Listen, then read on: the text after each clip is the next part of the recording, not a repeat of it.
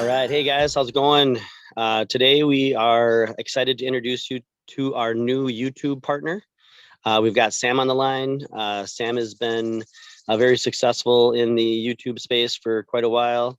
We're very excited for you guys to hear what he has to say on how his YouTube automation works and how we're going to partner with him. And he's going to be our fulfillment team for our YouTube automation. So Sam, thanks for coming on to talk to us. We appreciate your time and very glad to have you on.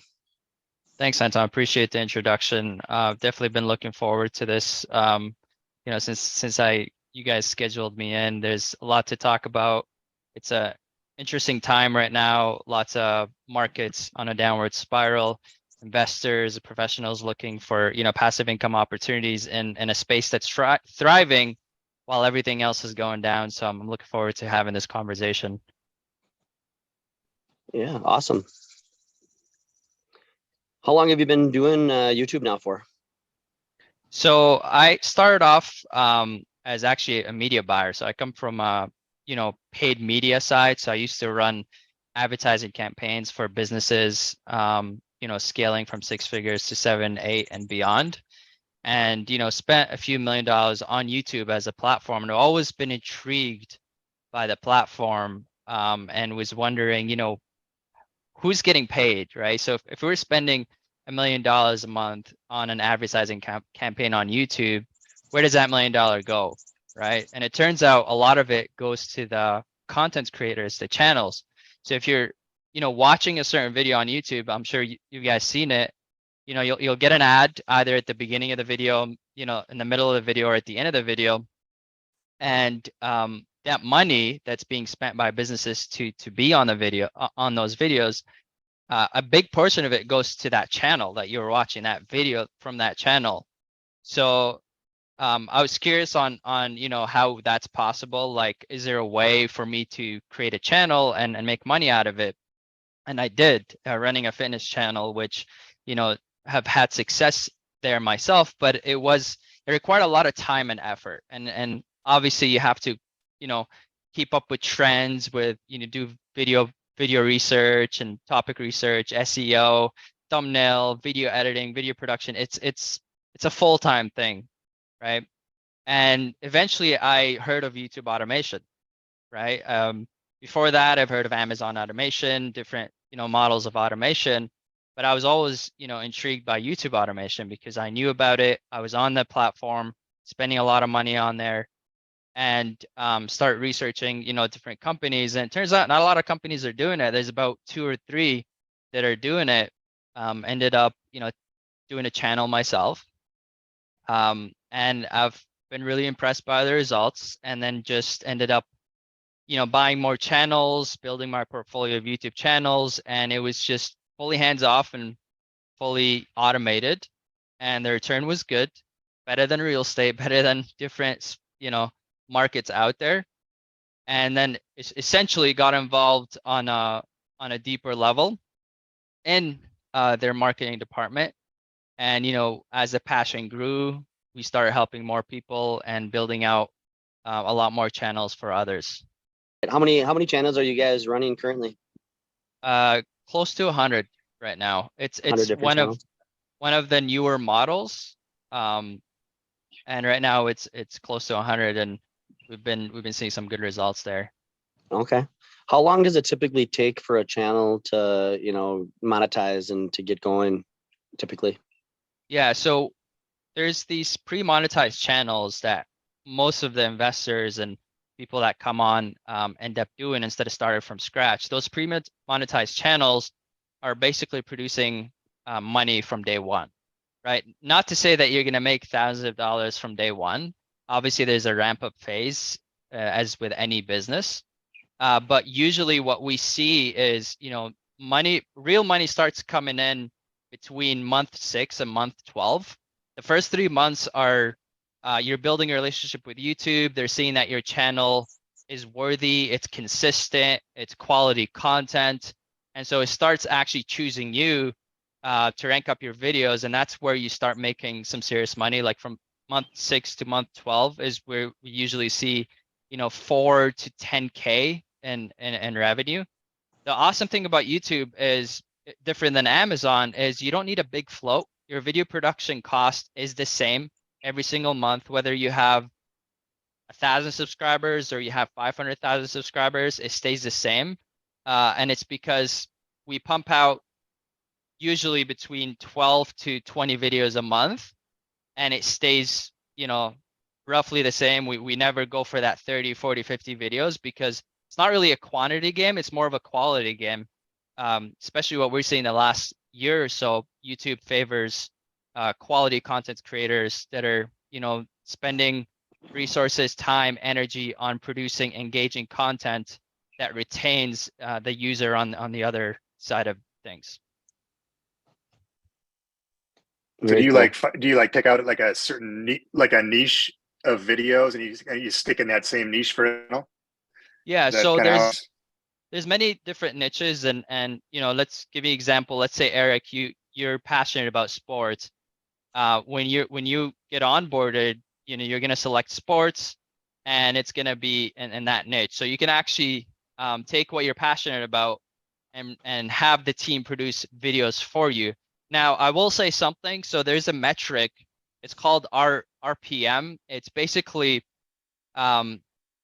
it's opposite of CPM, cost per 1,000 impression. What it is there's certain niches that produce more revenue, right? And an example of that is business and finance. And the reason for this is, as an advertiser that's advertising for businesses, if you're trying to target people with more liquidity, people that are more investor-like, it's going to cost you more. And so if you have a channel that's in the business and finance, you're actually going to be producing more money than, let's say, sports or fashion or other niches. Oh, that's cool. That's cool. I know one of the things that I asked before I don't know, it was another YouTube automation company that we were just asking questions, like if you could choose your niche, and it sounds like you kind of can. I mean, if you choose sports, you're probably going to want to find, what sport that might be the best or something like that, or, because we're in trucking, it'd be awesome for us if we were to start a channel to do it in trucking because we already have a trucking company. So we could, a lot of those leads that come through that channel would help our other business. I don't know if that's something that a lot of people do maybe. Yeah, so there's definitely a balance. So like you definitely have a say in what niche, you want your channel to be in. But most of the people that are coming on, they're coming on to make money. So off the bat, they want to make as much as fast as possible to recoup that initial investment. So most of them, do end up doing economy, business, finance, and choosing certain niches that are going to be giving out more of that revenue. So yeah, as far as like niche selection, you have the complete freedom to choose, but we will advise you, the team will advise you and tell you, hey, like we recommend these niches because they've been shown to be producing, more revenue. Got it. Yep. Are you able to bring up your screen right now and show us, some of the channels that you've done in the past, or maybe your channel? That'd be great. A great visual for people to see kind of what you've done in the past and stuff. Sure, yeah. So we have a few pictures. I'm going to go ahead and share my screen of some of the channels we've been able to build out. So this channel has produced about, close to 13K after a year of getting started. Like I said, when you look at the months, like, we started off in February. It's a gradual increase. February of the previous year, not this February. It got monetized in February. So this was a scratch built new. It wasn't a pre-monetized channel. What we usually see with these YouTube channels after a year is they're usually sitting between, I'd say, 8 to 12K, and then they hit a certain cap. So like it's different than an Amazon store. An Amazon store, you could keep increasing the more float, the more you reinvest. With YouTube, there's a certain cap on them. So like we see the cap between 15 to 20K. So it's very rare for us to see a channel that's producing more than 20K. But the great thing about YouTube, different than Amazon, is you can own as many as you want, right? You can build out as many YouTube channels, whereas with Amazon, it's more restricted. So like if let's say your channel starts producing good numbers, you you want to increase that, you buy another channel, you build it out, you wait out the year, 2 years, and then you just keep increasing that portfolio. So this is what I was referring to, the RPM, right? So RPM is the metric that I was talking about. There's certain channels, certain niches, the RPM will be like $5, $7. For this specific channel, it was a higher RPM because it was in that business and finance niche. So that's kind of what I was talking about earlier. This channel was in a month has produced close to 12K. This is another one, 13K since, you know, lifetime. This is another newer channel. So we always like to talk about newer channels, right? Because investors like, okay, well, you show me all these great numbers. You're producing 10, 12, 15K. Like, what about newer channels? Like, what can I expect the first few months, right? So this is a great example of that. So in June, it only, you know, did 50 cents. And then the following month, it was about $500. In August, 1.3. And just to give you an idea, like between month 3 and 4, this is where we usually see YouTube channels pay off that video production cost, right? So an investor will come on, they'll dedicate a certain amount of video production costs, and that's usually $1,000 to $2,000. By month 3 or 4 is where they break even, and they no longer have to spend money, you know, and cover that video production cost. After that, you know, it goes up. It continues to steadily go up because we've built history with YouTube. We've been consistent. We've been giving it quality content, and so the metrics just you know, progressively go up. Now, I will say this: it also, you know, the first few months, it's gonna be really on the client, the investor, the, you know, whoever is coming on board. If they don't spend money on that video production cost, they're not pumping out at least 10 to 12 videos a month, then the numbers are going to be a lot lower. So is there like a So price per video or something that equates out to? exactly, yeah. When we first talked to Jeremy and what was his name, Eric, the other gentleman? Alan. Alan, yeah. He said that Alan? the upfront fee Yeah. didn't, that there was no production cost. I don't know if that's changed since. Yes, it has. There is a video production cost. Yeah. So Okay. when you look at like Okay. other competitors, what they do is they charge a lot more. So like the number one in the space right now, they charge close to 65, 70K, and they include the video production cost. What we charge, even after the investor covers the video production costs, it's still favorable compared to the other companies. Mm-hmm. If we were to include the video production cost, we'd probably be charging 10 to 15K on top of that. But the way we're doing it is we're letting them pay for that video production cost. And as I said, like month 3, month 4 is where they usually stop having to pay because the YouTube channel is paying for itself. Gotcha. Yep. So yeah, that's somewhere in the middle. This is about I think month 7, month 6, where we start to make, you know, 5 to 6K, 5 to 7K in revenue. And the way it works with YouTube is that one video might do really, really well. It might go viral. Then the next video might not get any views. And that's why if we're constantly pumping out videos, we increase the likelihood of the channel being consistent.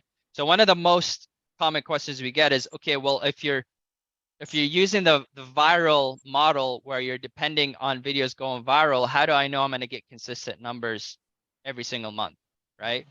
And the answer to that is as long as we're pumping out videos every single month, one of your videos every month is quote unquote going to go viral. And so as long as we're consistent, as long as we're doing the research, we're choosing trendy topics, we're always going to be playing with the algorithm and getting that revenue to go up. Yeah. I do have a question. Part of that too, I think you guys have. Go ahead, Eric. You had also mentioned like you know, or when we first talked to you guys about adding promotions and everything. So once your channel, like you guys actually like put in your own promotion, so you're getting paid like that on top of just the ad money that's coming to. Is that correct? Correct. So that's one of the reasons why investors that are already considering Amazon or have their Amazon stores, YouTube is really appealing to them. And the reason for this is because yes, the majority of that revenue the first year comes from ad revenue from those videos, from those views. But the nice thing about YouTube is you can have different streams of income, right? So after a year to 2 years, when your channel has gained popularity, you have a fan base, you have a subscriber base, what you can start doing is you could um, charge companies and businesses retainers to advertise their products and services, right? So Eric, as an example, let's say you're running a business and finance YouTube channel, completely automated, completely faceless.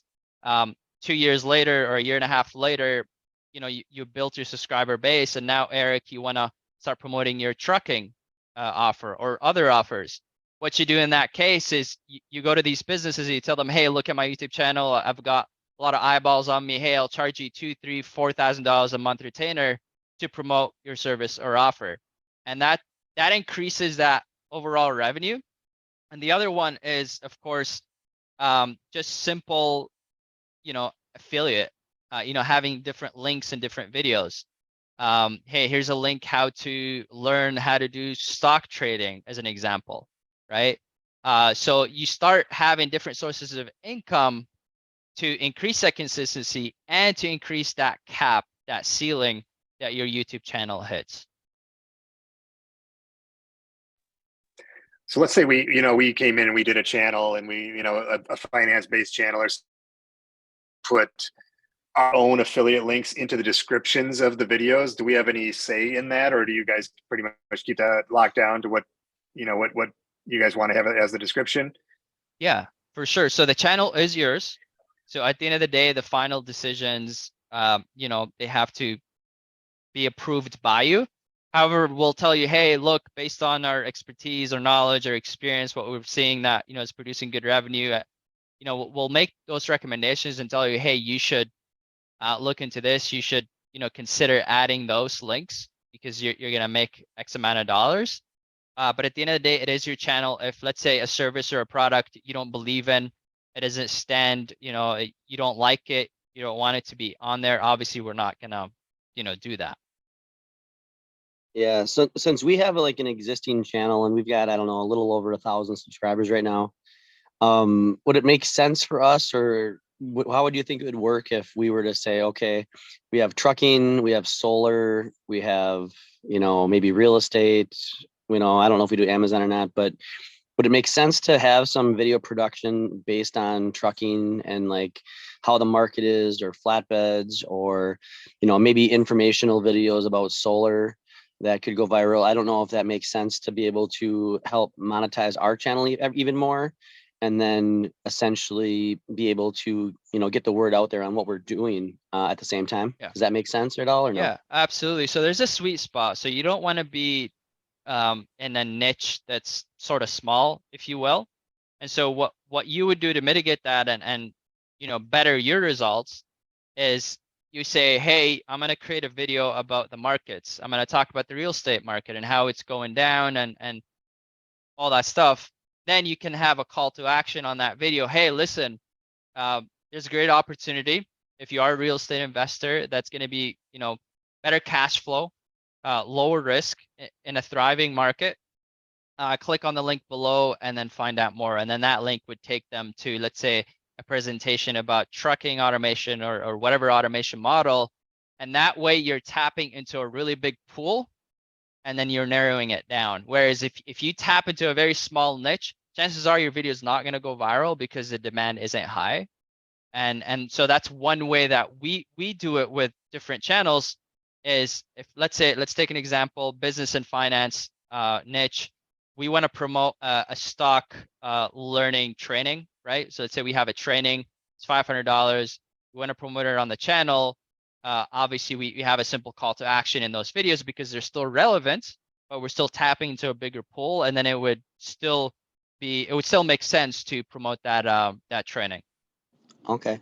Would you be able to bring up maybe just a few videos and maybe just play like 30 seconds of a few different videos that you guys have produced, just Yeah, so people can get a good idea of, maybe the type of video, how it looks, what these videos kind of look like and stuff? That'd be for awesome. sure. Yeah, let me go ahead and pull a few right now. So here's And one in the business and finance niche. I'm not sure if you're gonna hear the volume, but just let me know.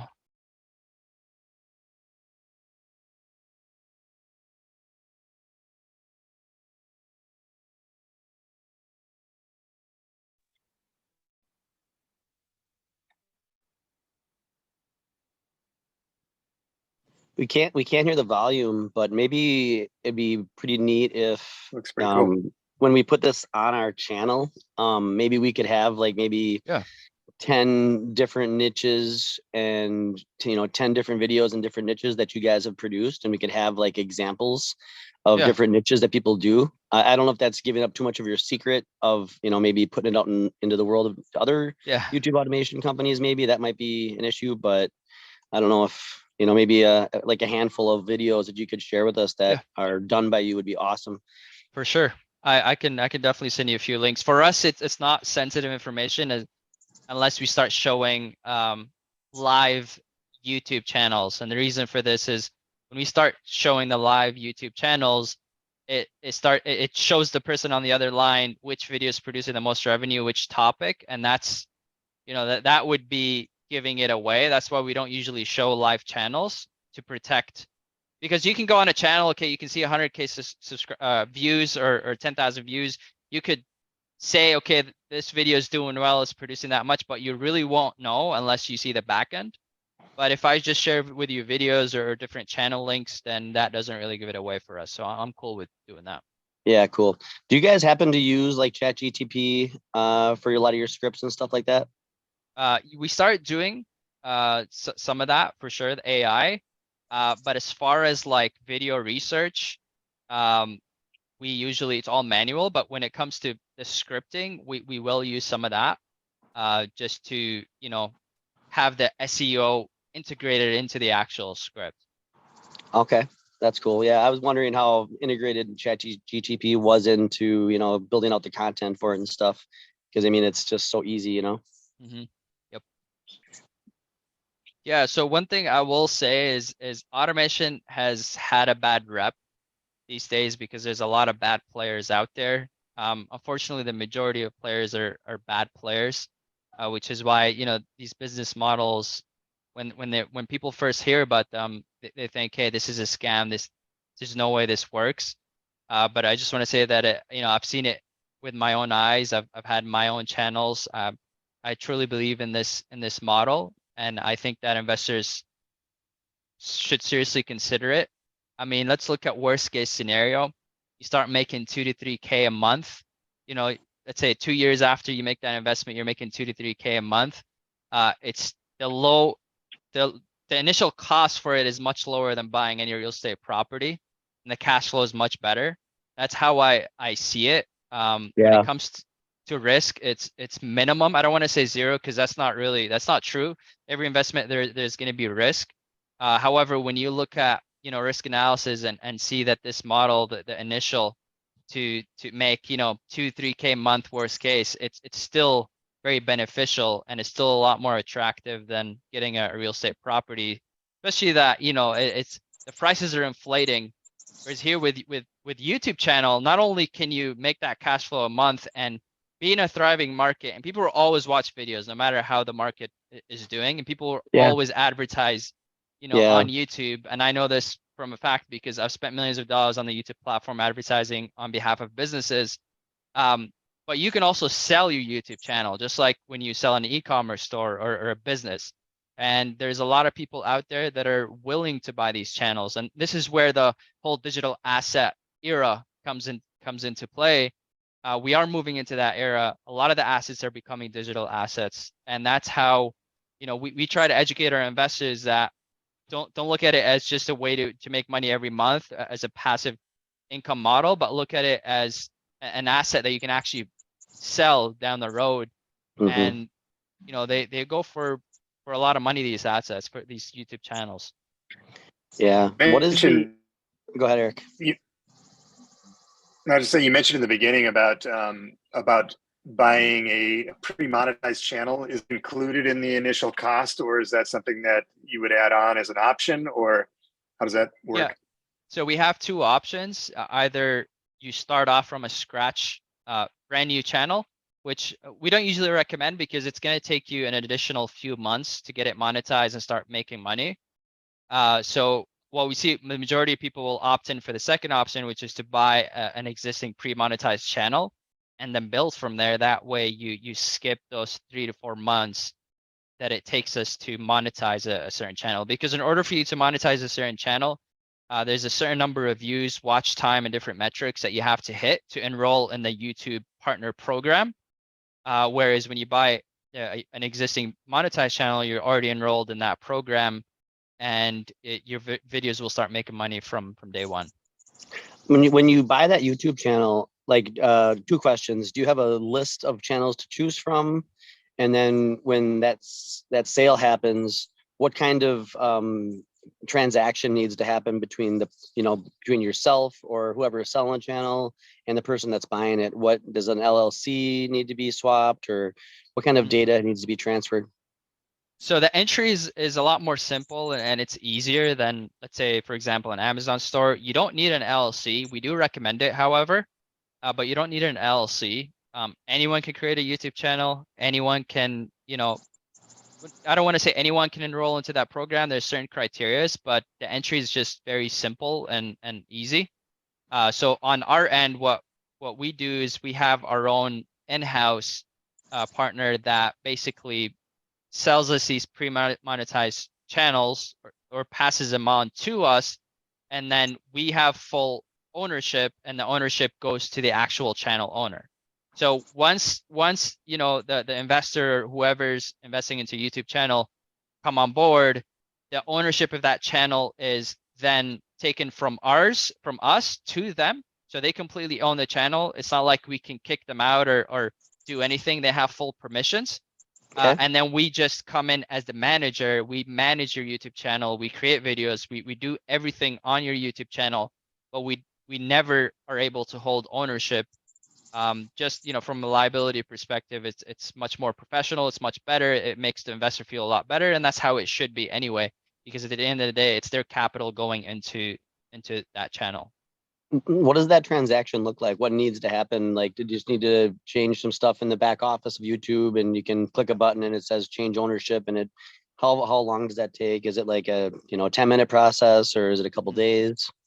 Yeah. So after we own the channel, we transact, we get that pre-monetized channel. The client or the investor that's coming on, they need to wait about a week, seven days, for them to be able to claim ownership of the channel. And it's just it's one of those things that YouTube introduced. It wasn't like that before, but now that person needs to wait several days to get ownership. But by that time, anyway, we would have already started doing the video research, producing those videos. By the time we finish from that process, which is usually 1 to 2 weeks, they would already own the channel by the time the first video goes live. Okay. Yeah, but it's pretty simple to change ownership. It's not like a bunch of paperwork, and then there's a lot of. Okay, cool. Correct. Is the flat add-on fee per store? Like, is every store the same price when you're buying a pre-monetized? So the initial investment covers the pre-monetized channel. It's just a matter of preference, right? So like, let's say for whatever reason the investor wants to start a completely brand new channel. They don't want a pre-monetized channel. Gotcha. For whatever reason, they want to be more involved in the channel. They want to do a little more branding, which majority of investors don't even opt in for that option. But just in case they do, then they would do that. But what we usually typically see is we get them a pre-monetized channel. They're an owner of that channel within 7 days, and then by that time we would start launching those videos on their behalf. Okay. What kind of payment do you guys take? Do you take credit cards, ACHs, wires? We usually do wires. Wires. Okay. Probably not credit cards, since people could own the channel and then charge back, I'm guessing would not be a good thing. Exactly. Yep. Okay. What's your capacity for channels? I mean, can you bring on hundreds of these things? And is there like, I mean, is there some kind of a, are you guys pretty confident that you can handle many and they're all like, or what's the success rate of a channel? I mean, is it just like maybe some channels take longer to get to where they need to be, or there's some that maybe are, do some never, let's say it never takes off. Do you ever switch niches or something maybe at some point or something, or is there any kind of a fallback if it for some reason doesn't monetize like you say it would? Yeah. So the success rate is pretty high. It's 95 to 97%. However, you will have channels that won't get there. And what we've done to help with that is we will actually work for free and not take that profit split on the back end until they do recoup their investment back, right? So let's say you make that initial payment for the service. 2 years later, 24 months after, let's say you're not profitable, you don't recoup that investment back. We actually will continue to work for free until basically they make back their initial. Got it. Got it. Do you have are you able to send us the contract so we can look at that? For sure. I'm trying to think if I have any other questions.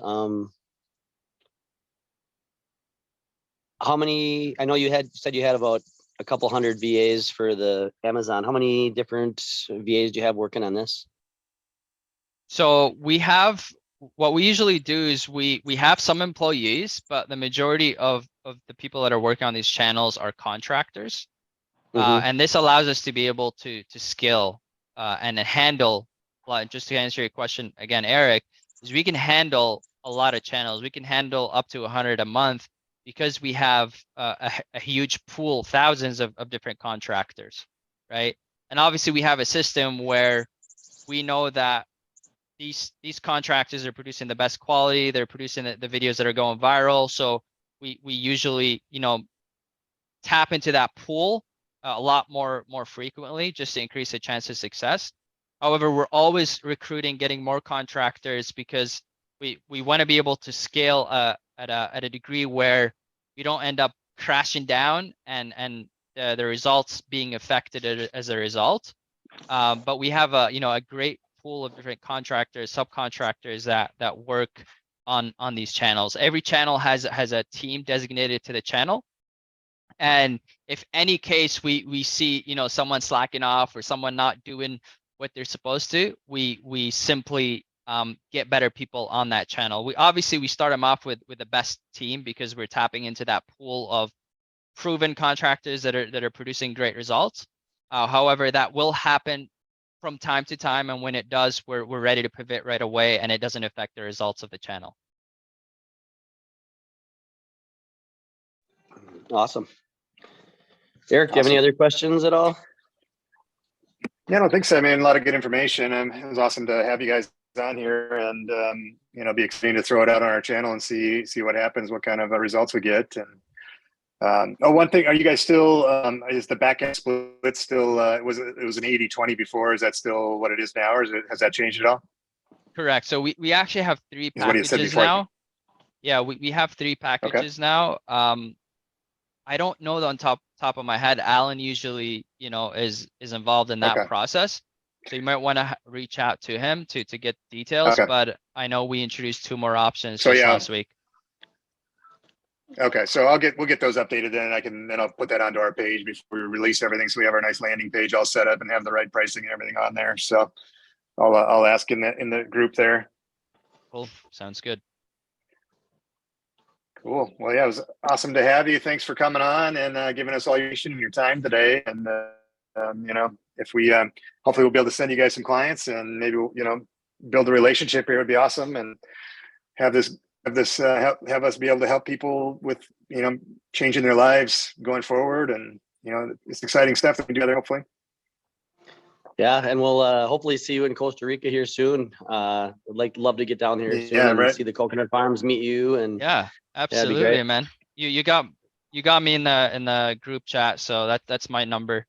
So Yeah. whenever Okay. you guys are coming Cool. down here, just let me know and I'll definitely show you around. Fantastic. All right, guys. Thanks Awesome, for having man. me. Yeah, have a Oh, great day, man. brother. Yeah. Yeah, Good. take care. Good. All right, man.